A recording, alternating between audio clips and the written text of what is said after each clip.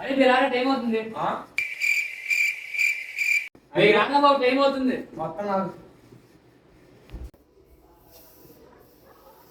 ఓ గొడ్డు పోసి కొట్టేస్తున్నాడు అంటే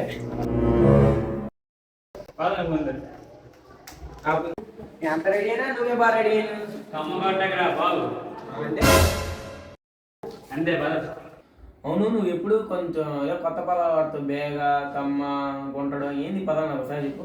అది శ్రీకాకుళం వేసరా. బేగే అంటే వ్యాంగ్ వ్యాంగ్ రా అని అంటారు కదా, అలాగే బేగి అని వాడుతాం అన్నమాట.